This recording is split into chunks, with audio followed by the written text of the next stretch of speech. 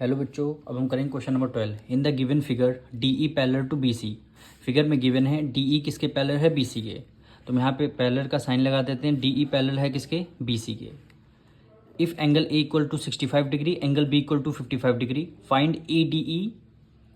ए D E यानी A D E यानी ये वाला एंगल सबसे पहले आपको फाइंड करना है।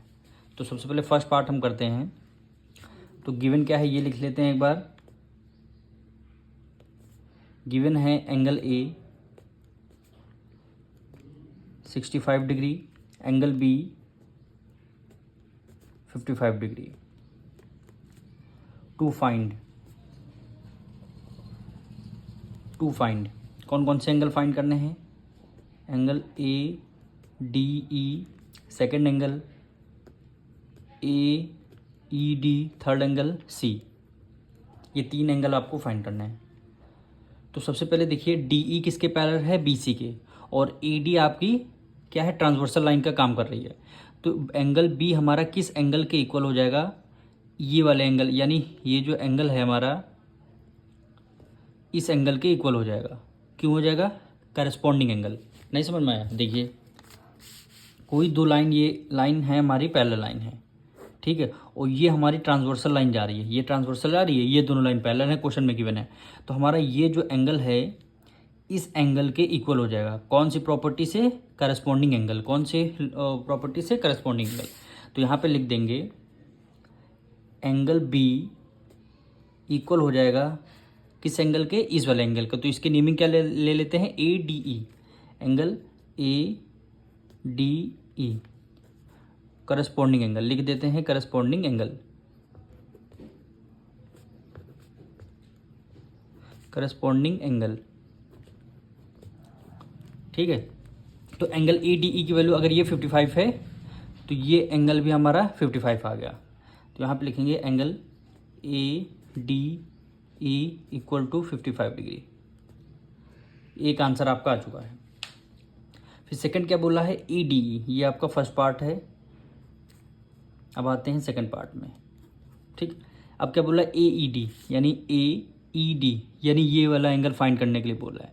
तो इन ट्रेंगल ए डी ई में देखेंगे, एंगल ए आपका 65 है, एंगल डी आपका 55 आ गया। तो एंगल ई का फाइंड कर लेंगे एंगल सम प्रॉपर्टी से, यानी ट्रेंगल के तीनों एंगलों का सम 180 होता है। तो एंगल ई वाला यहाँ पे एक्स लिख देते हैं। तो ये एक्स की वैल्यू आपको फाइंड करनी है। तो यहाँ पे लिख कहते हैं इन ट्रेंगल ए डी ई। कौन से ट्रेंगल, ए डी ई, ठीक है।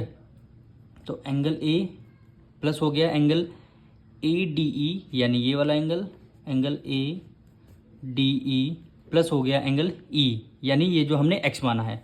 तो हमने यहाँ पे एक्स लिख लिया। तीनों एंगलों का सम कितना होता है, 180 डिग्री। कौन सी प्रॉपर्टी, एंगल सम प्रॉपर्टी।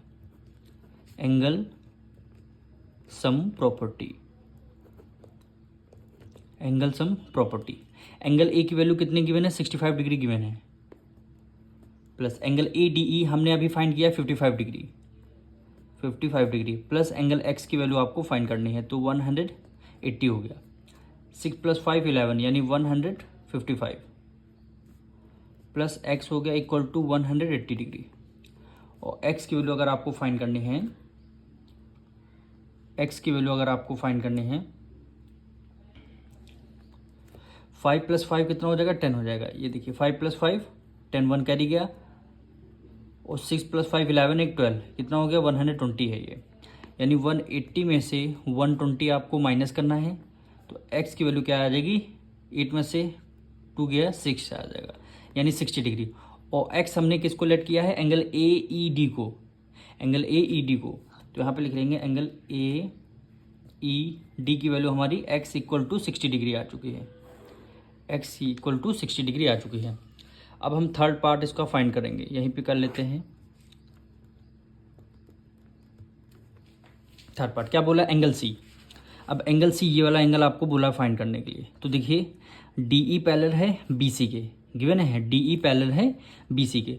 तो एंगल जो ये वाला एंगल है इस एंगल के इक्वल हो जाएगा। कौन सी प्रॉपर्टी से, करस्पॉन्डिंग एंगल। तो यहाँ पे लिख देते हैं एंगल सी इक्वल हो जाएगा एंगल ए ई डी के, एंगल ए ई डी के। रीजन क्या देंगे, करस्पॉन्डिंग एंगल, करस्पॉन्डिंग एंगल हो गया। अब ये अगर AED हमारा कितना आएगा, AED हमारा 60 डिग्री आ गया, तो ये अगर 60 होगा तो एंगल C भी हमारा 60 हो जाएगा। तो angle C equal to 60 degree. तीनों एंगल हमारे आ चुके हैं। अब मिलेंगे नेक्स्ट वीडियो में।